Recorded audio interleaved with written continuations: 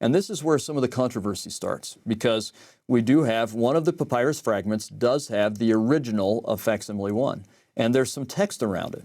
So everyone makes the assumption that Joseph Smith is translating from the text adjacent to facsimile 1, the stuff that's right next to that drawing, right? That's a natural assumption. I can see you thinking that.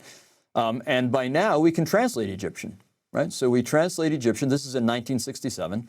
Hugh Nibley's the one that starts to work on this right away and recognizes that it's a copy of what is known as the Book of Breathings. It's an Egyptian funerary document designed to help you get where you want to be in the afterlife, in the state you want to be in. Interestingly, it has some creation and protection motifs. It's actually kind of similar in content in some ways to the Book of Abraham. Obviously a different story, but similar purpose in some ways.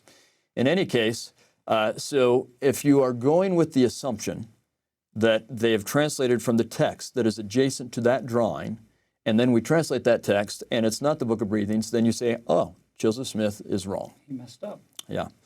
But the problem is that most people didn't recognize that was an assumption. And that's what you'll still hear today. People will say, this is what he translated from, and that's not what it says. And we have to, if we're going to be honest, intellectually honest researchers, we have to say that's an assumption and test the assumption. And we won't get into all the different ways you can test it, but I've tried to test this, and so have others, a number of different ways.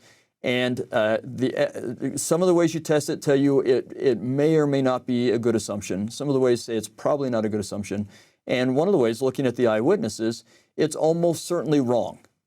I mean, like, you have to twist what the eyewitnesses are saying and not take them at their word to think that Joseph is translating from that, because they talk about him translating from the large roll. Even after these fragments are mounted under glass, they talk about him translating from the large roll. Right, so we can say that that assumption was wrong, that Joseph is translating from elsewhere. And that gets us into the question of, how is Joseph translating? Yeah, we use the word translate to usually mean you've got a source language and then a destination language, and you know both of them.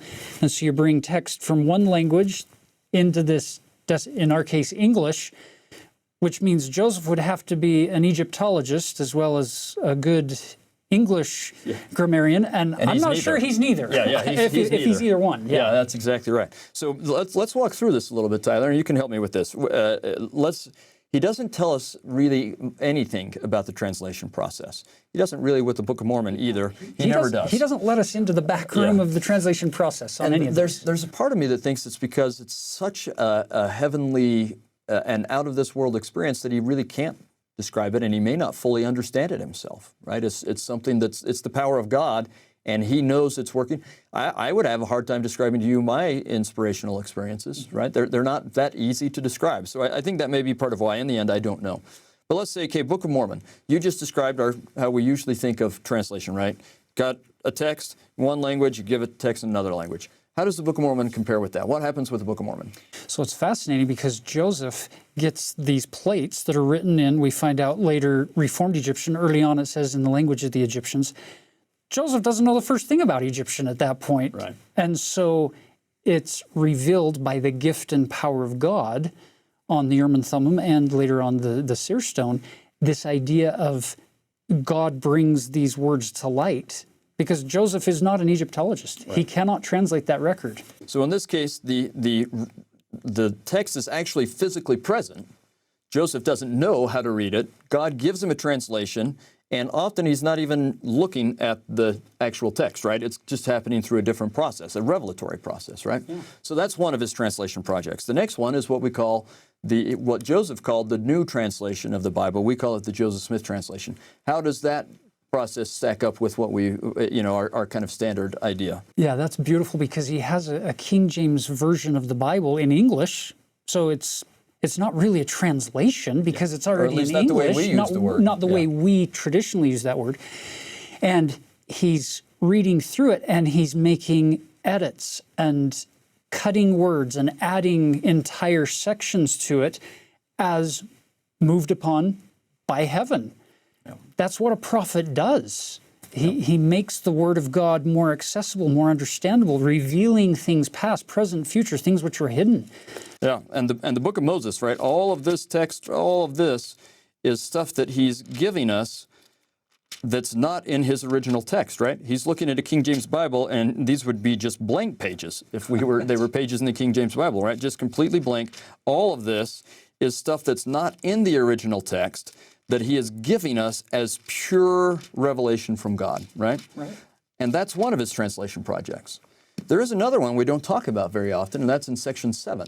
Oh, yeah. Right, so section 7, he sees a parchment that John wrote. I don't know if he even sees what's written on there.